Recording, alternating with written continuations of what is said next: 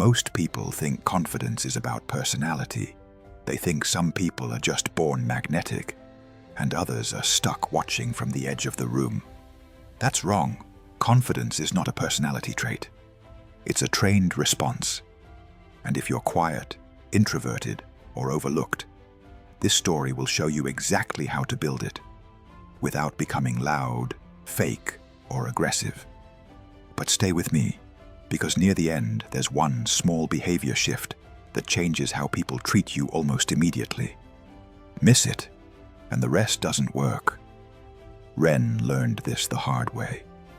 He wasn't weak, he wasn't stupid, he wasn't unskilled. But people decided, fast, that he didn't matter.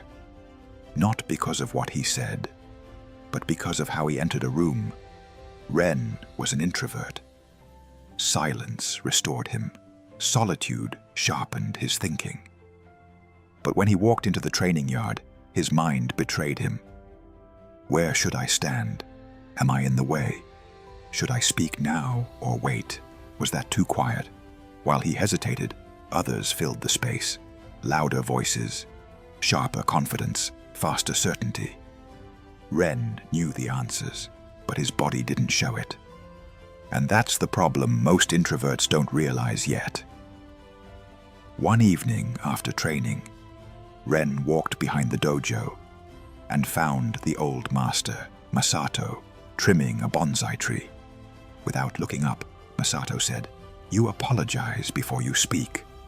Ren frowned. "I didn't say anything." Masato nodded. "Exactly." Ren said, "I don't want conflict." Masato looked up then, calm, steady, unimpressed. "Good," he said. "Then you must learn what confidence actually is." Ren expected a lecture about courage, about fearlessness, about dominance.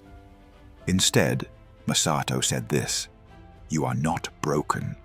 Your nervous system is simply untrained." That sentence is where everything changes, so pay attention. Masato explained that introversion isn't fear, it's an energy pattern. Low stimulation restores you. Depth matters more than noise. But when your brain senses social threat, judgment, rejection, attention, your body reacts first. Heart rate rises, breath shortens, muscles tighten, thoughts scatter. And once your body believes you're under threat, your voice, posture, and timing betray you, even if you know exactly what to say.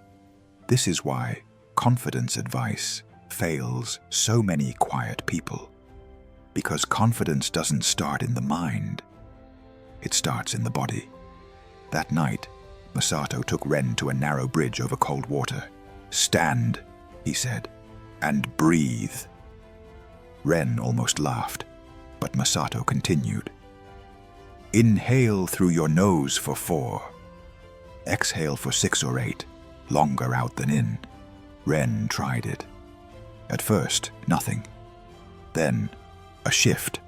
His chest loosened, his jaw unclenched. The noise in his head softened. Masato nodded. A longer exhale tells the nervous system, we are safe enough to think. Ren practiced every day, before training, before speaking, before entering rooms. The fear didn't vanish, but it stopped driving. And this is critical, because most people quit right here. They think calm should mean fearless. It doesn't. It means controllable. The next lesson came through embarrassment. Masato criticized Ren in front of others. Mild, but public. Heat rushed up Ren's neck. The old reflex surged. Smile, shrink, disappear. Masato stopped him. "Don't react. Name." Ren swallowed. "I feel embarrassed." More precise. Embarrassed, angry, and afraid of looking weak. Masato nodded. When you name an emotion, your brain steps out of it. Feelings are alarms, not commands. From then on, Ren labeled emotions silently. Fear, shame, anger, anticipation. The emotions still came. But now they were information, not orders. Weeks later, Masato gave Ren a challenge. Tomorrow, speak first. Ren's stomach dropped. In front of everyone, one sentence. Then Masato explained something that most confidence advice skips. Confidence grows from self-efficacy, the belief you can handle what's happening. And that belief comes from proof. Not affirmations, not hype. Proof. Then Masato gave Ren a rule that changed everything. Don't aim to be fearless. Aim to be repeatable. Together, they built a ladder. One extra sentence in small interactions. Eye contact held 1 second longer, then released calmly. One boundary per day, without explaining. Speech slowed slightly, with pauses. Once a week, proposing a plan instead of waiting for one. Stairs, Masato said, not leaps. Because if you jump too fast, your nervous system calls it danger and shuts you down. The next day, the instructor asked a question. Ren felt it immediately. Heat, tightness, noise. He breathed out slowly, twice. Then he paused. 1 beat, 2, and he spoke. The first step isn't forward, he said. It's down, so your weight stays stable. Then he stopped talking. Silence. Not awkward. Focused. Someone nodded. Ren didn't rush to justify himself. He didn't fill the space. He let the words land. Later, Masato said, pauses signal confidence because they show you are not ruled by urgency. And now comes the moment most people remember. A louder student bumped Ren's shoulder and smirked. Old patterns flared. Anger, threat, shame. Ren felt it clearly. He breathed out slowly. He named it. Then he turned and said calmly, "Don't do that again." No insult, no smile, no apology. The student laughed. Or what? Ren held eye contact. Neutral, still. Or you'll explain it to the instructor. Then he turned back to his work. The student said nothing. That's when the shift became permanent. Masato later said, "Boundaries create respect faster than performance, because boundaries signal self-respect." After that, people began coming to Ren, not because he became louder, but because he became present. He asked simple questions. What's the hardest part? What's your plan? What would help? Most people feel invisible most of the time.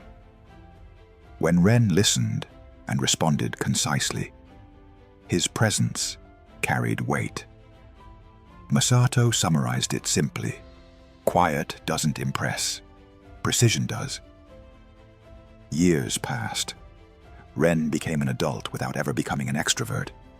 He still needed solitude, still preferred depth over noise. But now, when he entered a room, his body was grounded, his breath slow, his gaze steady. He didn't scan faces for approval. He scanned the room for information. He spoke less, but when he did, people listened. He wasn't trying to be liked. He was trying to be clear.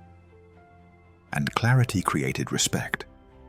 So if you're introverted and overlooked, remember this. Calm the body first. Calm creates choice. Name emotions. Observation weakens reactivity. Build confidence through small, repeatable wins. Train exposure gradually. Set boundaries calmly. Pause. Let words land. You don't need a louder personality. You need a steadier nervous system and a practice you can repeat. Confidence isn't something you wait for. It's something you train, quietly, until the world starts responding differently.